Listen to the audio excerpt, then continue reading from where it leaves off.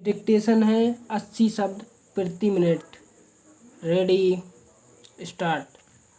अंग्रेजी को राष्ट्रीय भाषाओं की सूची में सम्मिलित करने के लिए जो सुझाव सदन के सामने आया है उसका विरोध हम इसलिए नहीं कर रहे हैं कि हमें किसी भाषा से दुश्मनी है।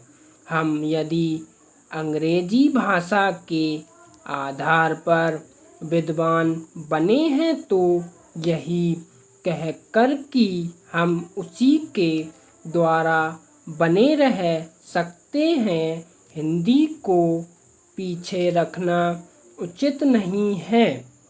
यह भ्रम सारे देश में फैलाया जा रहा है कि हिंदी से हमारी प्रगति नहीं हो सकती है। इसके विपरीत मैं देखता हूँ कि देश को यदि कोई भाषा दो भागों में बांट रही है तो वह अंग्रेजी भाषा ही है।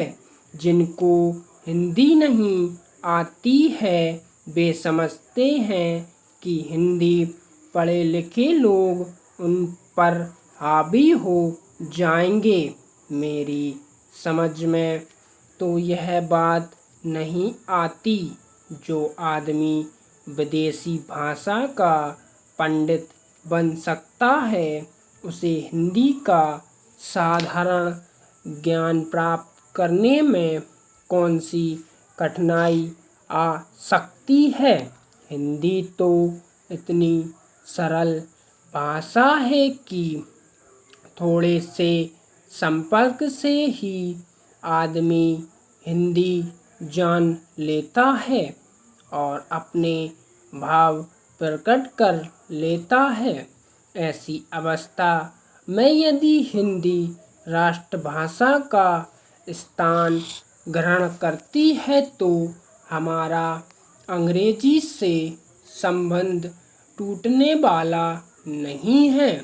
हर देश की अपनी एक भाषा होती है जिससे लोगों के विचारों का आदान प्रदान होता है और वे अपनी समस्याओं को समझते हुए उन्हें सुलझाते हुए आगे बढ़ सकें। वह भाषा वही हो सकती है जिसको देश के अधिक से अधिक लोग समझ, बोल और लिख सकें। इस देश में केवल हिंदी को ही ऐसा स्थान प्राप्त है।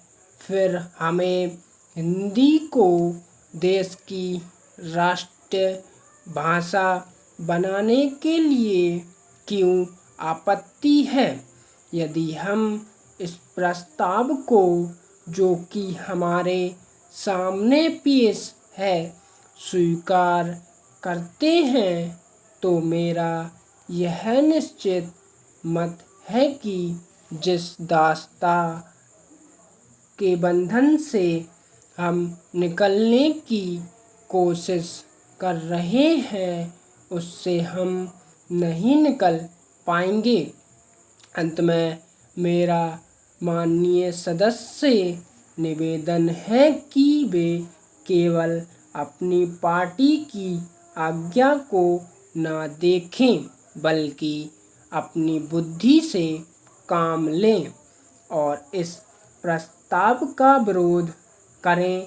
यदि यह प्रस्ताव पास हो जाता है जो कि बाद में कानून बनाने वाला है तो वह आज़ादी जो हमने 200 सालों के बाद प्राप्त की है उसके फलने फूलने में बाधा आ सकती है।